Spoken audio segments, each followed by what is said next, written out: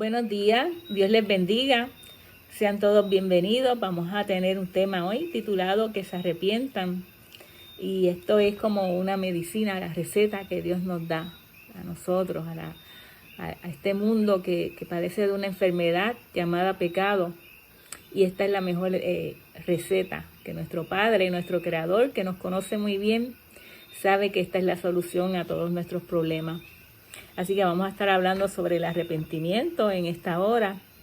Vamos a pedirle primero a nuestro Padre Celestial que sea el Espíritu Santo quien nos dirija para que todo lo que yo hable sea dirigido por Él. Oramos. Querido Padre que estás en los cielos, te alabamos, te bendecimos, te adoramos, te glorificamos. Te damos gracias, Señor, por tu infinita bondad, tu infinita misericordia. Gracias porque tú nos has dado la receta para nosotros poder solucionar nuestro problema del pecado. Gracias, Padre, porque nos das bendición a través de tu santa palabra. Y te quiero pedir, Padre, que sea el Espíritu Santo el que me dirija en todo el tema, Padre, que sea Él hablando a través de mí. Que pongas palabras dulces, amables, de paz, que todos puedan sentir a Jesús hablando a través de mí. Que sea el Espíritu Santo dirigiendo en todo momento, para tu gloria y tu honra, para que el nombre de Jesús sea levantado y exaltado, y que muchos puedan arrepentirse y puedan también tomar decisiones para salvación. En el nombre de Jesús, amén. Bueno, pues vamos a comenzar con el tema. Nosotros somos más que bendecidos, estamos en este tiempo final. Somos la generación del tiempo del fin y somos privilegiados. Privilegiados porque Jesús no ha venido antes. Si Él hubiera venido antes, nosotros no existiéramos. Así que tenemos una oportunidad de ser herederos del reino, ¿verdad? Y qué bendición, pues tenemos esa oportunidad y esa bendición de que estamos vivos, de que existimos y que tenemos esa promesa que Dios nos ha dejado.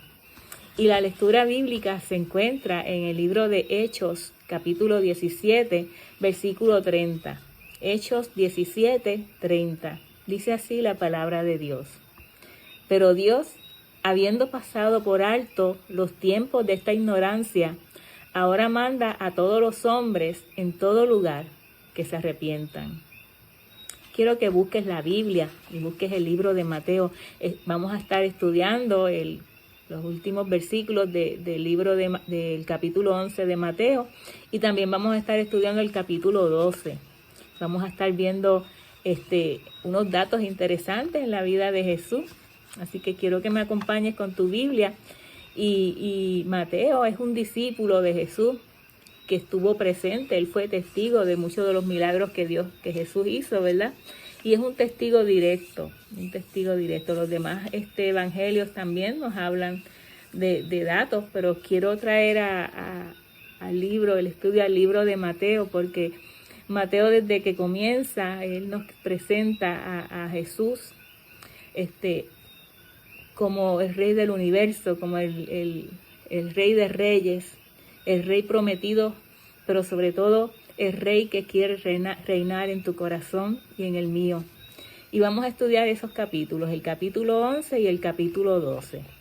Vamos a ver el juicio que Jesús hace sobre algunas ciudades y cómo Él, como la forma en que Él lo hace, con la tristeza y el acongojamiento que Él tiene cuando se refiere a esas ciudades, ¿verdad? Él dice que a pesar de tantos milagros que Él ha realizado en esas ciudades, ellos no se arrepintieron. Y es un llamado que Jesús nos hace a nosotros hoy en día también. Muchas veces nosotros escuchamos la voz del Espíritu Santo llamándonos, buscándonos, y la ignoramos y continuamos con nuestra vida como si Dios no existiera. Y peor aún, porque se lo digo por experiencia propia, como si el pecado, como si nada, como no nos afecta que estemos en pecado, que vivamos de esa manera. Estamos tan insensibilizados que no nos afecta vivir de esa manera y vivimos una vida sin esperanza, una vida sin sentido, pero como que no nos importa, estamos tan adormecidos que no nos importa. Sin embargo, Jesús ha traído esperanza para nosotros. a través de ese sacrificio allí en la cruz, Él nos da la esperanza de que nosotros podemos aspirar a tener vida, los dos, de que Jesús venga, nos lleve para el cielo, nosotros vamos a tener vida y vamos a tener vida para siempre. Y eso es lo que quiero que veamos esta historia para que podamos extraer enseñanzas que la palabra de Dios nos trae. Y dice así Mateo, vamos a comenzar en el capítulo 11, en el versículo 20, nos dice así Mateo. Entonces comenzó a reconvenir a las ciudades en las cuales había hecho muchos de sus milagros, porque no se habían arrepentido. Aquí Jesús hace una denuncia fuerte a este pueblo de Israel. Él había favorecido a algunas ciudades haciendo muchos milagros y había otras ciudades en las que él no había hecho este milagro. Y los milagros son los hechos, ¿sí? Hechos reales que ocurren y que son mucho más convincentes que cuando tú escuchas a alguien hablando, ¿verdad? Y estas ciudades recibieron de todo. Ellos recibieron la palabra de Dios, recibieron los milagros que son hechos. Y Jesús, cuando Jesús hace un reproche a alguien o a alguna ciudad o algo, él no hace un reproche sin antes él haber intentado todo lo que él pudo, ¿verdad? Y él lo hizo, métodos de comunicación, hizo milagros, hizo todo lo posible para que estas ciudades se arrepintieran, pero no lo hicieron. Y ellos no rechazaron a Jesús, tampoco rechazaron los milagros. A Jesús aparecía y ellos rápido iban buscando a los enfermos y llevándoselos a Jesús para que Él los sanara. Pero ellos solamente estaban detrás de Jesús porque lo que querían era recibir las bendiciones, los milagros. Y recibían esas bendiciones, pero eso no los llevaba a arrepentirse. Y no se entregaban, querían recibir, pero ellos no estaban dispuestos a entregar, no querían entregar ni siquiera sus pecados, ¿verdad? Y así también ocurre hoy en día. Muchas de las personas solo buscan a Jesús para pedirle cosas, para que le haga milagros, para que los ayude en sus situaciones, pero nunca para entregarle sus vidas a Dios, ¿verdad? Hay muchas iglesias que están llenas de personas que viven vidas vacías, que viven vidas sin propósito, sin sentido, porque solo asisten para recibir, pero ellos no están dispuestos a entregarse, a entregarle su vida a Jesús. Y vamos a ver qué es lo que nos dice el versículo 21. Dice, ay de ti, Corazín, ay de ti, Betsaida, porque si en Tiro y en Sidón se hubieran hecho los milagros que han sido hechos en vosotras, tiempo ha que se hubieran arrepentido en cilicio y en cenizas. Por tanto, os digo que en el día del juicio será más tolerable el castigo para Tiro y para Sidón que para vosotras. Esta era una advertencia cargada con un sentimiento de dolor. No es un clamor que Jesús esté haciendo de venganza o de castigo, porque la venganza es un sentimiento que nace en el corazón humano, que es egoísta y que es pecador. En cambio, la piedad y la misericordia son características, son cualidades de Jesús. Pero después de esta advertencia, Jesús le da una explicación y seguimos leyendo en el versículo 23. Dice, y tú, Capernaum, que eres levantada hasta el cielo, hasta el Hades, serás abatida, porque si en Sodoma se hubieran hecho los milagros que han sido hechos en ti, habría permanecido hasta el día de hoy. Si esos milagros se hubiesen hecho en Tiro y en Sidón, hace mucho que esas ciudades se hubieran arrepentido. Quizás hubiesen tenido esa misma experiencia de Nínive cuando Jonás le predicó, ¿verdad? Y ellos pudieron entender y se arrepintieron. Pero ¿qué ocurrió con ellos? Da la impresión que las personas que están más alejadas de Dios tienen más disposición de arrepentirse. En cambio, muchos que se creen que están más cerca de Dios, a veces se les hace bien difícil arrepentirse de sus pecados. Y será porque las personas que son religiosas se sienten orgullosas de su religión. Será porque las personas religiosas se insensibilizan. O porque su experiencia religiosa se ha convertido más bien en una rutina de lo formal, de obedecer, de seguir unas reglas, de unos formatos, pero no tienen raíces profundas, no escuchan la voz del Espíritu Santo. Existen muchos cristianos que viven una vida religiosa automática. Ya ellos no son sensibles a la voz del Espíritu Santo, a la voz de Dios. Inclusive llegan hasta ignorar lo que Cristo puede hacer en su favor. Jesús hacía milagros para que las personas se arrepintieran, pero ellos de estas ciudades no se arrepintieron. Ellos pensaban que los milagros eran solo con el objetivo de sanidad, de que ellos recibieran salud y no de salvación. Ni siquiera ellos estaban conscientes de que lo que Jesús quería para ellos era darles salvación, que ellos se arrepintieran al ver estos milagros, a ver el poder de Dios y que pudieran tomar esas decisiones para salvación, pero ellos no entendían eso. Ellos lo que veían era pues la bendición que iban a recibir de ser sanados. Y Mateo 11:22 dice: por tanto os digo que en el día del juicio será más tolerable el castigo para la tierra de Sodoma que para ti. Eran ciudades fenicias, ellos adoraban a Baal, eran idólatras, pero ellos no habían visto milagros. Jesús dice, si ustedes tuvieron esta oportunidad para arrepentirse y no la aprovecharon. En cambio, Tiro y Sidón, ellos no se han arrepentido, pero es porque allí yo no he hecho los milagros que he hecho con ustedes. Y el versículo 23 dice, y tú, Capernaum, que eres levantada hasta el cielo, hasta el Hades será batida. Capernaum fue la ciudad más favorecida por Jesús. Ellos tuvieron cantidades de milagros, mucho más milagros que las demás ciudades, pero no se arrepintieron. Ellos siguieron con sus vidas como si nada. Jesús sabe que si esos milagros se hubiesen hecho en Capernaum, que se hicieron allí en Capernaum, se hubieran hecho en Tiro o en Sidón, ellos se hubieran arrepentido. Ellos hubiesen tomado decisiones para salvación. Jesús lo sabe. ¿Y cómo Jesús lo sabe? Jesús dice, el juicio será más tolerable para esas ciudades que para Capernaum, porque Capernaum se cree que es superior a todas las demás ciudades, pero ellos no se arrepienten, ellos no escuchan ese llamado de Dios. Y en estas palabras de Jesús nosotros vamos a ver dos asuntos. Vamos a ver la revelación y vamos a ver la posesión de todas las cosas. Vamos a ver el versículo 25 y 26, Mateo 11. Dice, en aquel tiempo, respondiendo Jesús dijo, te alabo, Padre, Señor del cielo y de la tierra, porque escondiste estas cosas de los sabios y de los entendidos y las revelaste a los niños. Sí, Padre, porque así te agradó. Te alabo, Padre, porque la revelación que Jesús trajo fue revelada a los que son como niños, no a los que son instruidos, a los estudiosos, sino a los que son como niños. ¿Y por qué Jesús dice esto? ¿Será porque es un mensaje tan y tan ingenuo o de un conocimiento irracional que los sabios pues se dan cuenta y lo rechazan?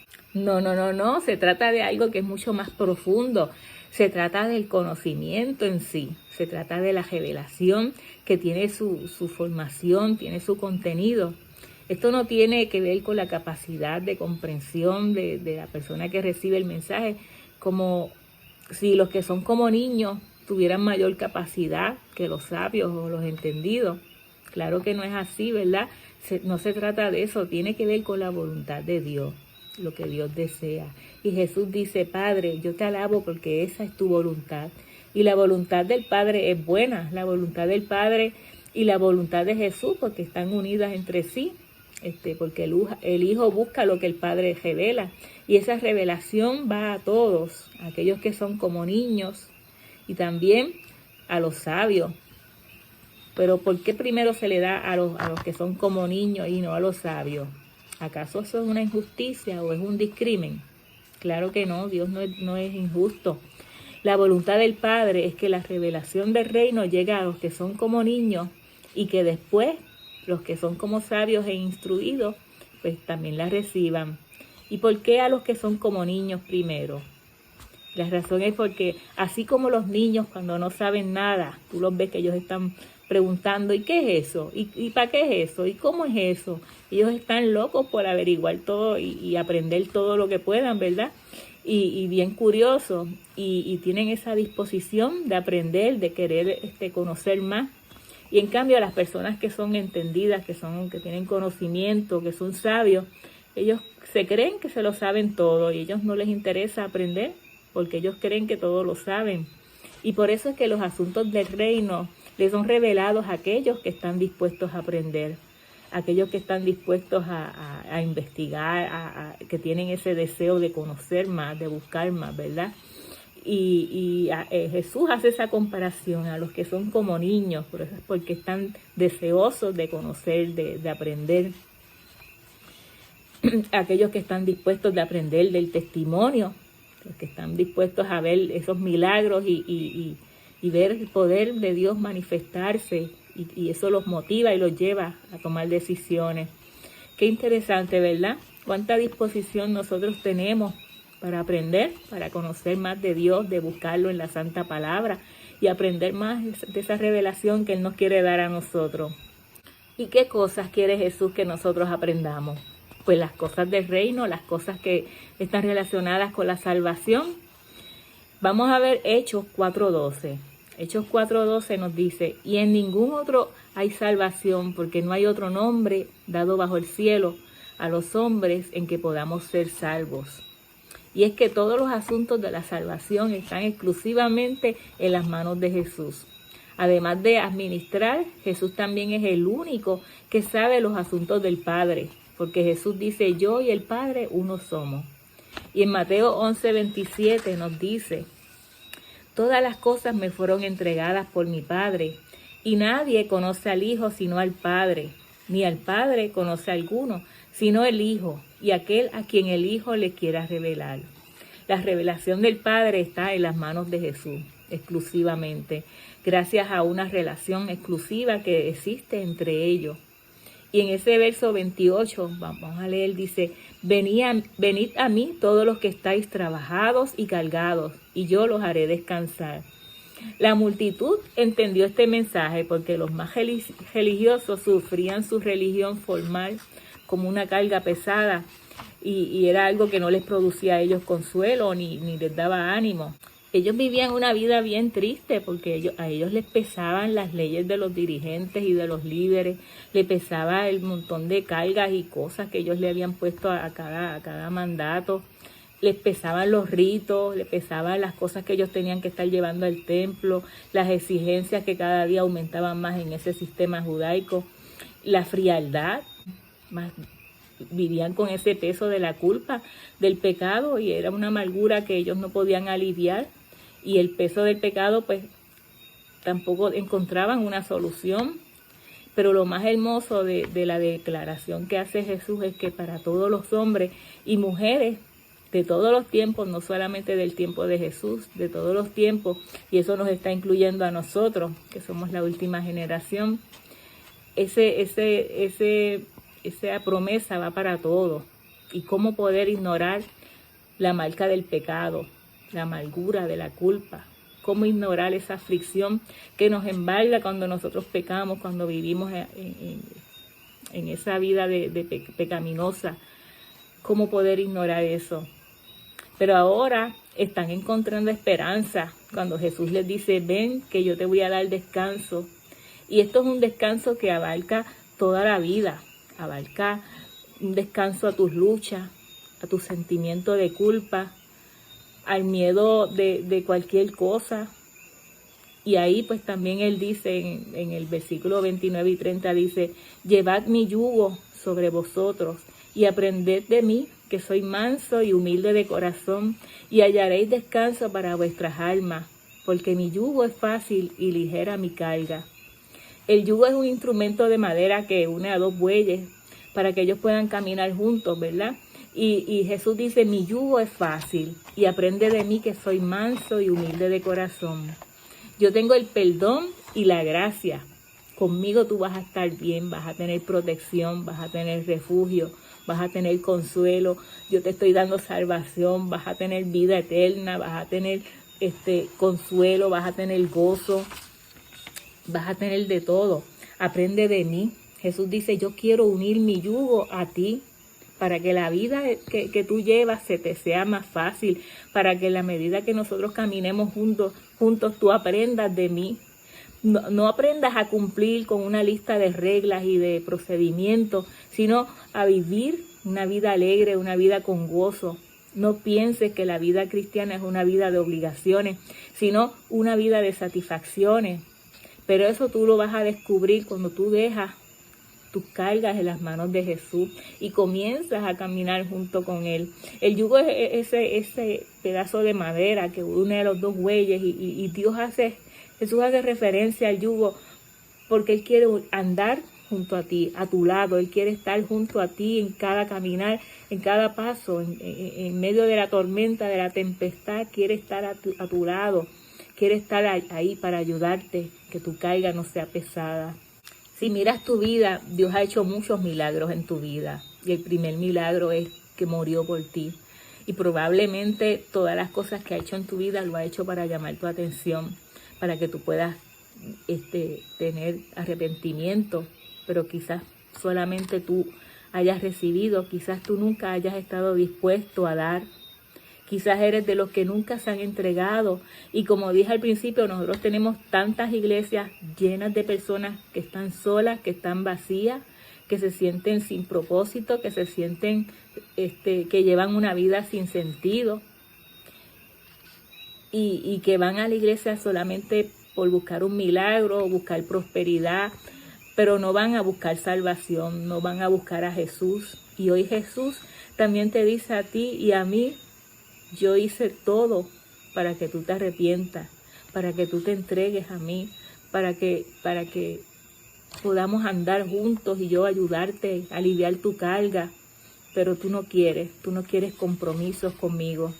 Lo otro que aprendimos es que Dios da su revelación a aquellos que están dispuestos a aceptarla, a aquellos que quieren aprender. Y no es ninguna casualidad que tú estés escuchando este tema.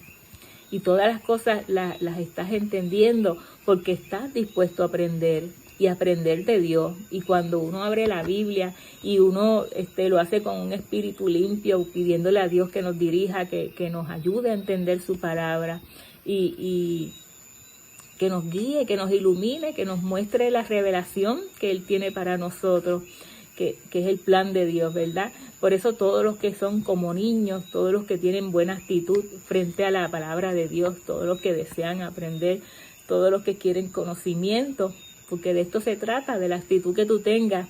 Tú puedes abrir la palabra de Dios para discutir, puedes abrir la palabra de Dios para desobedecer, puedes abrir la palabra de Dios para argumentar o discutir con otras personas o para contradecir inclusive a Dios.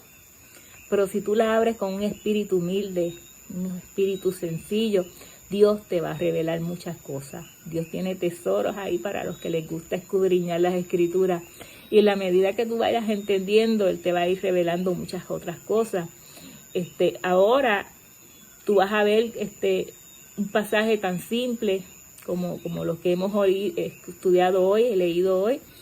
Y muchas personas sabias, entendidas, no las pueden entender, no las comprenden. Y las personas que son sencillas, que tienen ese espíritu de querer aprender, de conocer más de Dios, pues Dios le da esa revelación. Esa revelación les da para aquel que está dispuesto a aprender. Mientras más recibes, más responsable eres, pero más consciente y más revelación tienes. Así que es una responsabilidad, pero también es una bendición. Y Dios te invita a ti, me invita a mí, invita a todo el que está escuchando. Y ven a mí, no es solamente para aquel que no ha aceptado todavía, también es para todas estas personas que viven una vida religiosa vacía, que no han tenido ese encuentro personal con Jesús, aquel que está cansado de obedecer reglas y vivir una vida automática, una vida religiosa, como yo digo, por default. ¿Sabes? Que hacen las cosas, pero no es porque les nazca del corazón. Hay tantas personas que viven con ese peso de seguir reglas porque no se han entregado a Jesús, porque no han dado su vida por completo. Prefieren cargar ese peso y esa carga de estar siguiendo reglas y no tener el gozo y la alegría de abrirle el corazón a Jesús, que es el que te va a ayudar a tú seguir las reglas.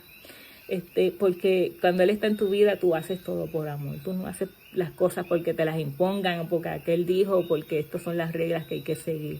Tú las sigues porque quieres agradarlo a Él, porque Él te ama y tú lo amas, porque tú quieres estar en paz y en unidad con Él y todo lo que sea para alegrarle a Él, darle a Él alegría, pues tú lo vas a hacer. Y cuando tú vives la vida así, tú no sientes carga ni peso de hacer las cosas. Ahora, cuando tú no tienes esa relación, no tienes ese encuentro con Jesús, no tienes ese contacto con Él, pues tú haces las cosas porque te las imponen. Y cuando tú haces las cosas porque te las imponen, obligado, no tienes gozo, no tienes alegría. No, vives una vida sin sentido, sin propósito. Y en la medida que tú camines con Jesús, tú vas a encontrar respuestas, vas a encontrar esperanza y vas a encontrar descanso, ese alivio que Él te da, ese reposo que Él te da. Y vamos a ver ahora lo que Mateo nos dice en el capítulo 12.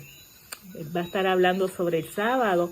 Vamos a ver dos situaciones que Mateo le trae para aclarar la relación de Jesús con el sábado. Y el problema que existía en ese tiempo no era si el sábado era el día del Señor o no, porque ahí todo el mundo guardaba el sábado. El problema en ese tiempo era cómo guardar el sábado, la forma en que lo estaban haciendo, que los líderes le habían impuesto tantas cargas absurdas y pesadas por encima de los mandatos de Dios, que por ejemplo ellos no podían caminar más de 1 kilómetro, ellos no podían escupir en la tierra porque ellos decían que ya estaba regando la tierra, tradiciones absurdas, situaciones que uno las de eso y uno dice, pero ¿y cómo es posible? Y Jesús confrontó esta situación y lo hizo pues para enseñarles cómo es que se guarda correctamente el sábado. Dice así Mateo 12, 1 al 8, dice, en aquel tiempo iba Jesús por los sembrados en un día de reposo, y sus discípulos tuvieron hambre y comenzaron a arrancar espigas y a comer. Viéndolo los fariseos le dijeron, he aquí tus discípulos hacen lo que no es lícito hacer en el día de reposo. Pero él les dijo, ¿no habéis leído lo que hizo David? Cuando él y los que con él estaban tuvieron hambre, como entró en la casa de Dios y comió los panes de la proposición, que no le era lícito comer, ni a él ni a los que estaban con él, sino solamente a los sacerdotes. ¿O no habéis leído en la ley, como en el día de reposo, los sacerdotes en el templo profanan el día de reposo, y son sin culpa? Pues os digo que uno mayor que el templo está aquí. Y si supieseis qué significa misericordia quiero y no sacrificio, no condenaréis a los inocentes, porque el Hijo del Hombre es Señor del día del reposo. Y vamos a ver algo que nos dice Marcos 2.7 referente a esto. Dice, Marcos 2.7 dice, también les dijo, el día de reposo fue hecho por causa del hombre, y no el hombre por causa del día de reposo. Así que aquí nosotros estamos viendo en Mateo que era el tiempo donde se cosechaba el trigo, o por lo menos estaba más o menos madurando, y el trigo pues estaba tierno y tenía una consistencia suave, y los discípulos pues están caminando con Jesús, tienen hambre, así que ellos tomaron un par de espigas y comenzaron a comer, y esto pues lo hacían mientras iban caminando con Jesús. Y claro, ellos no iban solos, allí también andaban los fariseos, que siempre estaban pendientes de lo que hacía Jesús para estar criticando o levantando la voz. Y ellos, pues cuando ven a los discípulos comer, le dan la queja a Jesús. En su forma de interpretar la ley, ellos entendían que los discípulos estaban cosechando trigo, pero no era así. Y ahí Jesús pues les habla. Estos fariseos no tomaron en cuenta que estos discípulos estaban hambrientos, que la noche estaba a punto de caer, que ellos se habían levantado bien de madrugada, que llevaban todo el día caminando con Jesús, haciendo bien donde quiera que iban, y que tenían hambre. Estos fariseos no se ponían en los pies de la gente, a ellos no les interesaba lo que les pasaba a la gente. Cuando se trataba de leyes, pues eso era una imposición y eso había que cumplirla como diera lugar. Y para ellos los seres humanos pues eran como objetos. Ellos no tenían ningún tipo de misericordia por las personas. Pero Jesús en cambio pues es paciente y Él es tolerante. Y les trae dos situaciones, como diciéndoles, ustedes son olvidadizos, ¿acaso ustedes no han leído la ley? O es que ustedes solamente ven lo que les conviene. Y él les menciona a David, que para ellos David era lo máximo, y les dice, recuerden también que David entró en el templo y tomó pan sagrado, que era solamente, ese pan solamente lo podían tomar los sacerdotes, y él se los comió, y le dice, y los sacerdotes están todo el sábado trabajando en el templo, haciendo todos los ritos y todas las cosas que tienen que hacer, y ellos son sin culpa, porque ellos al estar realizando estos ritos, que eran un mandato de Dios, están realizando un servicio para Dios, que también ayuda en la salvación de todos los pecadores. Ellos nunca entendían que todos estos ritos eran para su motivo y su visión era el plan de salvación. Los discípulos habían estado todo el día realizando un trabajo en favor de los demás. Ellos estaban comiéndose esas espigas de trigo porque tenían mucha hambre, no habían podido comer. Así que como David, también tenían derecho a comer. Y como los sacerdotes que trabajan todo el día y que parecen transgredir la ley, pero no lo hacen porque ellos están ayudando en la salvación de las personas. Y entonces aquí no hay transgresión del sábado, porque ustedes han puesto unas leyes absurdas, unas leyes que fueron puestas por ustedes, no por Dios, pero tampoco hay consideración. Ellos tampoco tienen consideración de las personas.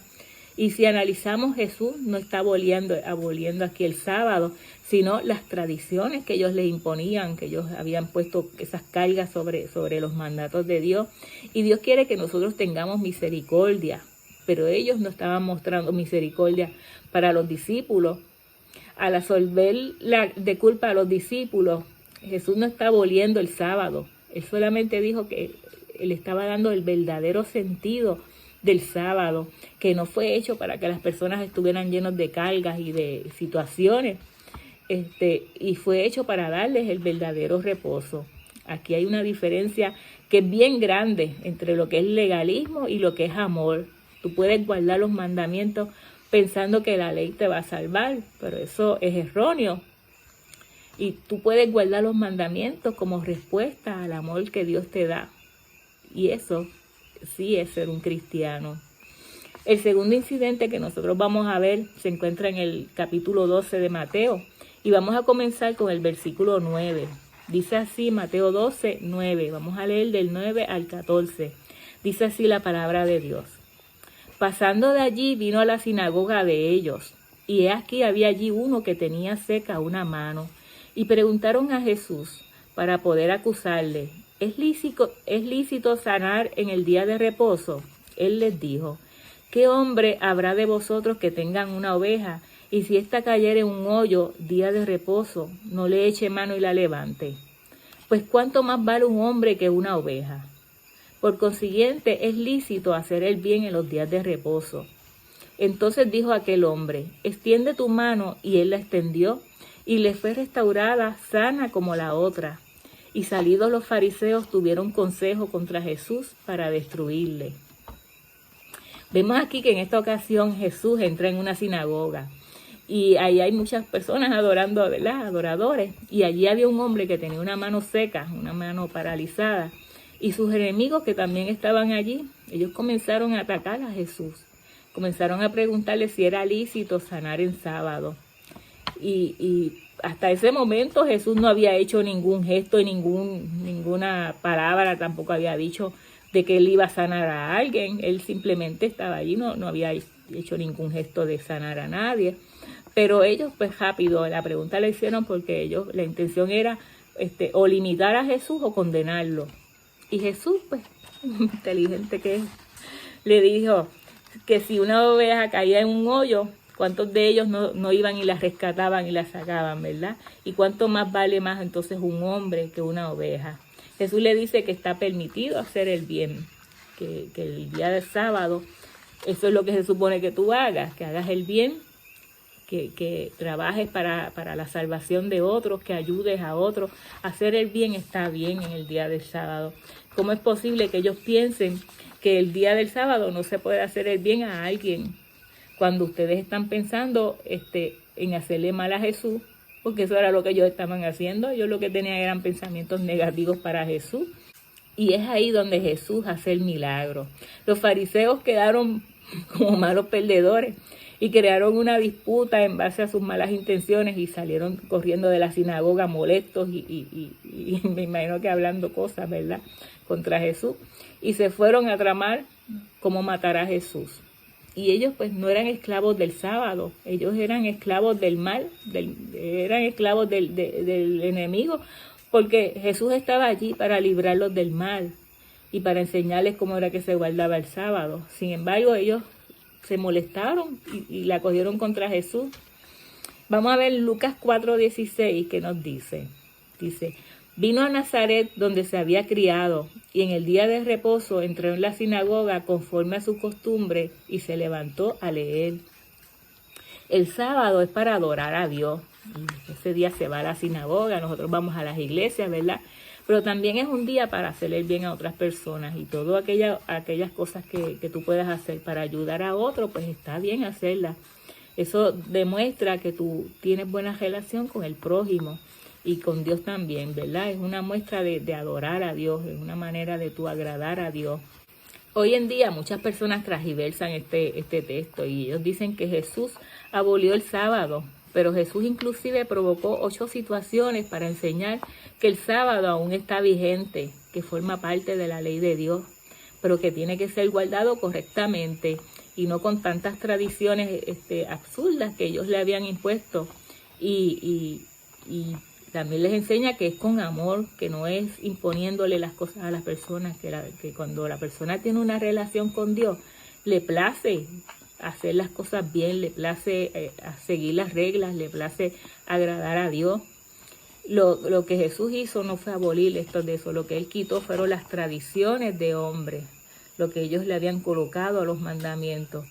Y después de esto, pues Mateo nos cuenta otro milagro y allí pues, Jesús habla del pecado del Espíritu Santo.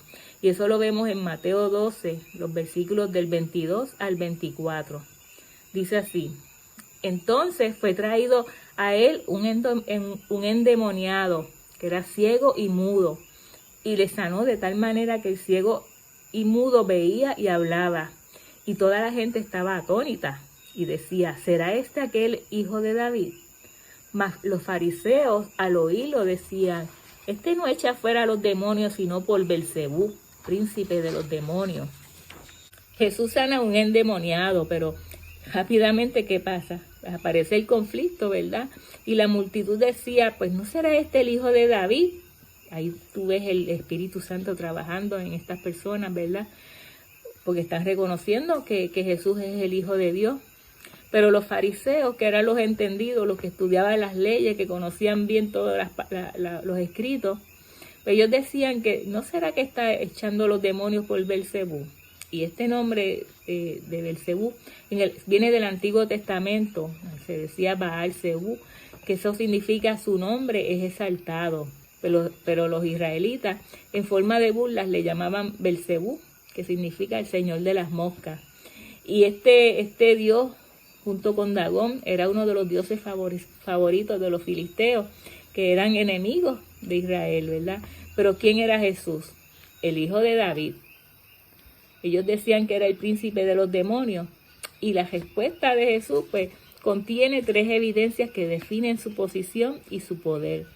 Primero, un reino dividido, que produce la afirmación de Jesús de que el reino de Dios ha llegado. La evidencia de blasfemia contra el Espíritu Santo, que conduce al pecado que es imperdonable. La evidencia del día de juicio, que esto conduce a la condenación en el día final. Cuando nosotros miramos Mateo 12, los versículos del 25 al 29, vamos a ver cómo es que Jesús le responde. Mateo 12, 25, 27 nos dice, sabiendo Jesús los pensamientos de ellos, les dijo, todo reino dividido contra sí es asolado. Asolado quiere decir pues, que no va a quedar nada, va a estar desierto. No va a tener edificio, no va a haber poder, no va a haber ninguna organización. Porque la peor destrucción es la autodestrucción. Y esto ocurre también en las familias, en las ciudades, en el tiempo de hoy, ¿verdad? En la vida de hoy en día. Toda ciudad o casa que actúa contra sí misma, pues no va a permanecer. Y dice, y si Satanás echa fuera a Satanás contra sí mismo, está dividido. ¿cómo pues permanecerá su reino? O sea que dice, yo no soy lo que dicen los fariseos, y la prueba de su acción la ofrecen los mismos discípulos. Y si yo echo fuera demonios por Belcebú, ¿por quién lo echan vuestros hijos? Por tanto, ellos serán vuestros jueces. Porque sus discípulos expulsan también demonios, ¿verdad? Ahora, ¿en nombre de quién es que ellos los expulsan? Y ellos saben muy bien que no se puede expulsar demonios con el poder de los demonios, porque un demonio no va a querer salirse del cuerpo de alguien. O sea que Jesús les dice, si yo expulso demonios, yo lo hago por el poder del Espíritu Santo. Y si esto ocurre, es porque hay poder. Mateo 12:28 dice, pero si yo por el Espíritu de Dios echo fuera a los demonios, ciertamente ha llegado a vosotros el reino de Dios. Le está diciendo, si yo tengo el poder de echar fuera a los demonios, pues es porque yo soy Dios. Y aquí está hablando pues no solo del reino terrenal, habla más bien del reino espiritual, del reino de gracia, que será cuando Cristo regrese. Y a los fariseos, ¿por qué? Porque estaban cegados, ellos no veían la verdad, ellos conocían las escrituras, conocían todo, tenían muchos estudios, pero ellos no entendían el plan de salvación, ellos estaban cegados. Mateo 12:29 dice, porque ¿cómo puede alguno entrar en la casa del hombre fuerte y saquear sus bienes si primero no le ata? Entonces podrá saquear su casa. Sabemos que el poder de Satanás es el poder del mal y el poder de Jesús es el poder del bien. Ambos son incompatibles, se repelan, ¿verdad? Nadie puede hacer el bien con el poder del mal. Por eso es que Jesús los confronta en el verso 30 y les dice, el que no es conmigo, contra mí es, y el que conmigo no recoge, desparrama. Los fariseos que estaban en contra de Satanás y también en contra de Jesús, porque considerar a Jesús que echaba fuera a los demonios por el poder de Belcebú, pues eso significa que estaban en contra de él. Y ellos se están colocando a favor de Satanás. Por eso es que Jesús le dice a los fariseos que con relación a él no se puede ser neutral. Y es que en esta vida, específicamente en esa relación con Jesús, ahí no hay términos medios. Tú estás con él o estás en contra de él. Ahí no hay manera de ser neutral. Eso es sencillo. Eso sí tú lo puedes hacer en esta tierra con algún líder político o con cualquier persona, ¿verdad? Pero más en la política que se ve esto. Pero que hay que ser neutrales, pero con Jesús eso no existe. Con Cristo o estás con él o estás en contra de él. Y tú no vas a poder cosechar con Jesús y en vez de juntar gavillas vas a estar desparramándolas. Y todavía pensar que te sientes que estás trabajando para él, cuando estás haciendo todo lo contrario de lo que él pide. Jesús, cuando usa esta metáfora de la cosecha, él se está identificando como Dios, porque en el Antiguo Testamento la cosecha final es un trabajo que se le atribuye a Dios. Y ahí le está demostrando que él es Dios. Vamos a ver lo que dice Joel 3, del 13 al 15. Dice, echad la hoz, porque la mies está ya madura. Venid, descended, porque el lagar está lleno, rebosan las cubas, porque mucha es la maldad de ellos.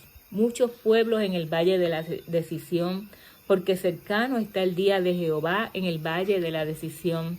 El sol y la luna se oscurecerán, y las estrellas retraerán su resplandor. Vemos aquí la expresión que usó Jesús, el que no es conmigo y el que conmigo no recoge, y él une la expresión anterior porque está hablando de actitudes, de carácter. Los que están con Cristo tienen que trabajar con él. Además, tienen que ayudar en la lucha contra el mal. Y estar en contra de Jesús es un pecado. Pero hay un pecado mayor, hay un pecado que es imperdonable. Y ese pecado es la blasfemia contra el Espíritu Santo. Y eso está en el próximo versículo 31 y 32. Vamos a leerlo. Por tanto os digo, todo pecado y blasfemia será perdonado a los hombres, mas la blasfemia contra el Espíritu no le será perdonada.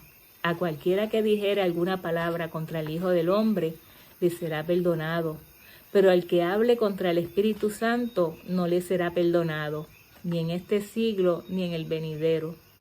Cualquier persona puede rechazar la obra que realiza Jesús en su favor y es pecado, pero es un pecado que si tú te arrepientes y lo confiesas y pides perdón a Dios, Él lo perdona. Mientras que el pecado contra el Espíritu Santo es cuando tú le atribuyes la obra que realiza el Espíritu Santo al enemigo, al demonio. Mientras que tú no cometas ese pecado, el Espíritu Santo continuará trabajando en favor de ti, en favor de los pecadores. Porque en sí su obra es llevarnos al arrepentimiento. No importa cuán bajo nosotros hayamos caído o cuántas cosas malas hayamos hecho, ¿verdad? El problema es cuando nosotros nos volvemos sordos a la voz del Espíritu Santo y cuando en lugar de escuchar su voz nos entregamos más al enemigo, al dominio de Satanás. Ahí es donde comienza el problema mayor, porque en la medida en que tú te alejas de Dios, tú te haces insensible a la voz del Espíritu Santo. Ahora vamos a ver algo a partir del verso 36 y 37. Dice: mas yo os digo que de toda palabra ociosa que hablen los hombres, de ella darán cuenta en el día de juicio, porque por tus palabras serás justificado y por tus palabras serás condenado. La solución dependerá de la relación que hayamos desarrollado con Jesús, porque Jesús es quien marca la división entre lo bueno y lo malo. Él es el que vence el mal y por eso es que el que hace el mal pues va a ser condenado. ¿Y por qué son condenados? Porque ellos no han querido estar unidos a Jesús y también pues serán condenados aquellos que rechacen el Evangelio. Eso nos lo dice en el versículo 41 y 42.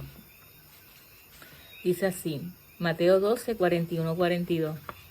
Los hombres de Nínive se levantarán en el juicio con esta generación y la condenarán, porque ellos se arrepintieron a la predicación de Jonás, y he aquí más que Jonás en este lugar.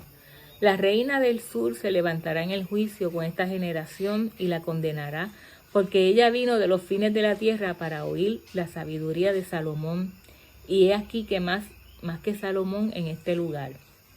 Lo que Jesús dice aquí es que después de realizar este milagro, lo siguiente es el pecado contra el Espíritu Santo. Esto es un proceso que se da gradual, no es algo que se da de soltada, de la primera, sino que es algo que va ocurriendo en un proceso. Es un proceso de un constante rechazo del llamado del Espíritu Santo, donde el ser humano se va cerrando y va haciéndose inmune a la presencia del Espíritu Santo. El trabajo del Espíritu Santo es convencer al pecador de su pecado y también pues llevarlo al arrepentimiento. Cada vez que nosotros somos impresionados por el Espíritu Santo para abandonar el pecado, si en lugar de nosotros escuchar su voz nos aferramos más al pecado, dentro de nuestra mente, de la mente humana, ocurre algo, y es que se va perdiendo la sensibilidad para escuchar la voz de Dios. Entonces el Espíritu Santo llama, te busca, mueve cielo y tierra para llamar tu atención, pero tú estás tan insensible, estás tan duro, que tu mente se va cerrando a la presencia del Espíritu Santo.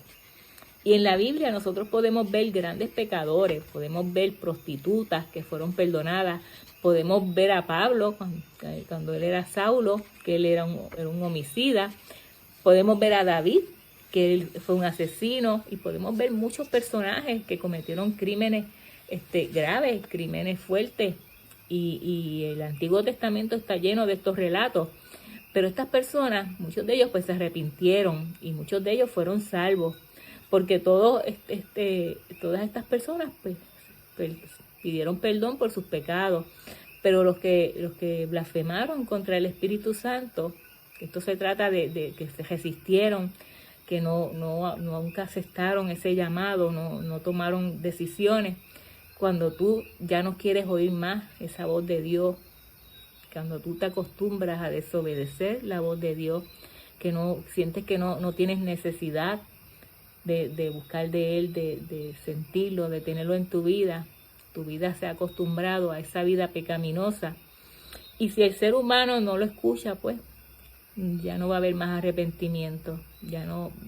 Mientras más insensible tú te vuelvas, menos formas hay de que tú te arrepientas. Y si no escuchas la voz del Espíritu Santo, que es quien te convence de pecado, difícilmente tú pidas perdón por tus pecados. Difícilmente tú reconozcas tu condición. Hechos 17:30 dice, que esta fue nuestra lectura bíblica, dice, pero Dios, habiendo pasado por alto los tiempos de esta ignorancia, ahora manda a todos los hombres en todo lugar que se arrepientan. Este versículo a mí me parece tan y tan bonito, porque yo me imagino al Padre como cuando uno va al médico, que uno va con un dolor, una enfermedad, y el médico te hace una receta para que te cure. Y este versículo es esa receta. Dios conoce todo lo que hemos pasado, conoce nuestras ignorancias, conoce nuestros pecados, pero Él pasa por alto todo esto y nos da la receta, que se arrepientan. El pecado contra el Espíritu Santo no se trata de que Dios no te quiere perdonar, se trata de que tú no quieres pedir perdón, no quieres que Dios te perdone. Por eso, mientras tú no estés contento con lo que eres, con tu naturaleza pecaminosa, es porque el Espíritu Santo está trabajando en tu vida. Así que si tú eres consciente de que lo que has hecho mal es porque tienes conciencia de pecado, y mientras tú tengas conciencia de pecado es porque tú tienes necesidad de Dios. Y cuando tú tengas necesidad de Dios, deja que el Espíritu Santo trabaje en ti para llevarte al arrepentimiento y que puedas pedir perdón. El juicio es una realidad. Ten mucho cuidado con lo que tú dices. Ten cuidado cómo tratas a otras personas. Ten cuidado con aquello que haces. Porque todo lo que uno hace o dice o piensa queda registrado. Mientras tú puedas escuchar la voz de Dios, hay solución. Y yo sé que hoy el Espíritu Santo está hablando a ti. Yo sé que hoy el Espíritu Santo está trabajando en ti. Y tú has seguido quizás postergando tu decisión. ¿Y sabes por qué lo has hecho? Porque cada día es más fácil rechazar el llamado de Dios. Mientras más tú rechazas ese llamado, mientras tú ignoras esa voz del Espíritu Santo, más fácil se te hace cada vez más. Así que ten mucho cuidado que pierdas la sensibilidad. Escucha al Espíritu Santo hablándote y llevándote al arrepentimiento para que tu vida tenga un cambio. Tu pecado tiene perdón mientras tú quieras arrepentirte. Así que mi llamado hoy es para que atiendas, para que escuches la voz del Espíritu Santo que hoy está hablando a tu corazón. Este es el momento de decir, Dios, ayúdame porque yo quiero ser salvo. Que el Señor les bendiga y que puedan, aquellos que no han tomado decisiones, que esto les sirva para meditar y que por favor no ignoren más al Espíritu Santo.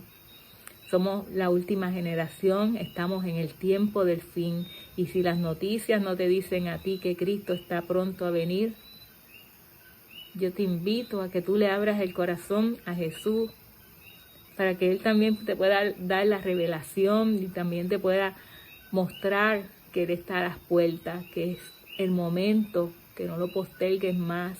Él quiere que tú seas salvo.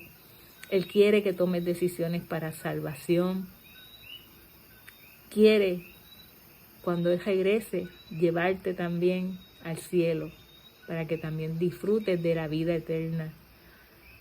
Abre tu corazón al Espíritu Santo y no lo ignores más. Dios te bendiga.